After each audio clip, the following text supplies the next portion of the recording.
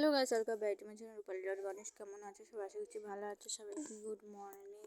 আর এই যে আমি ঘর ঝাড় দিচ্ছিলাম, তো ঘরটা গুছিয়ে ভাবলাম যে না, ঘরটা ঝাড় দিয়ে দিই।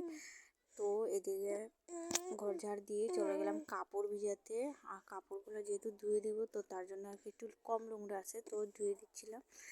আর সানের কাপড় টাপড় আগের দিনে যেহেতু, তো তার জন্য আর কি এগুলো সব কিছু ধুয়ে দিচ্ছিলাম। আর কাপড় ভিজানো থাকলে আসলে সত্যি গন্ধ হয়ে যায়, তো তার জন্য আর কি ঝটপট করে কাপড়গুলো আমি ভিজিয়ে আর কি উঠিয়ে নিচ্ছিলাম।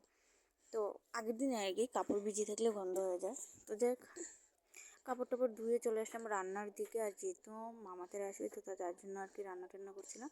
এদিকে মশলা করিয়ে চলে আসলাম, বোনটার আসছিলো, ডাল বানিয়ে নিলাম। আর এদিকে মাংস টাংসগুলো ধোয়াধুয়ি কাটাকাটি এগুলো করছিলাম, ভাজি করছিলাম, মানে ভাজির এগুলো সবজি টবজি কাটছিলাম।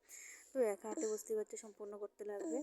আর ভিডিওর মধ্যে থেকে একটু একটু ক্লিপ নিয়েছি, বেশি পারছিলাম না, রান্না বাড়া সব শেয়ার করতে পারছিলাম না। তারপর এই যে চিকেনটা আমি বসিয়ে দেওয়ার পর এই যে কষাচ্ছিলাম চিকেনটা। মোটামুটি চিকেন কষানোর পর আর কি আমি ঝোল দিব। তো যাই হোক, আমি ভালো করে কষাচ্ছিলাম যেহেতু।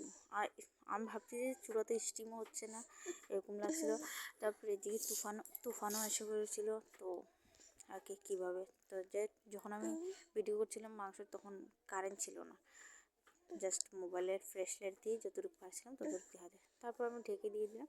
তারপর এদিকে আবার পাবদা মাছ এনেছি, সেগুলো আর কি লবণ হলুদ মরিচ দিয়ে মাখাচ্ছিলাম, যেহেতু পাবদা মাছ দিয়ে শস্য দিয়ে বানাবো, তো তার জন্য আর কি। তো ঝটপট করে এগুলো আর কি সারছিলাম, যে তাড়াতাড়ি করি, না করলে হবে না। তারপর এদিকে রান্নাবান্না শেষ করতে করতে তারা চলে আসছিলো, রান্নার শেষের দিকেই তারা চলে আসছিলো। তো সবাই মিলে এখানে ঘুমিয়ে গিয়েছে, এসে খাওয়া দাওয়া তখন হয়েছে না।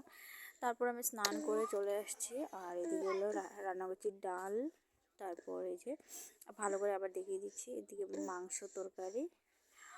আর এদিকে হলো এই যে পাবদা মাছের শস্য দিয়ে বানিয়েছি। তারপর এখানে ভাজি বানিয়েছি।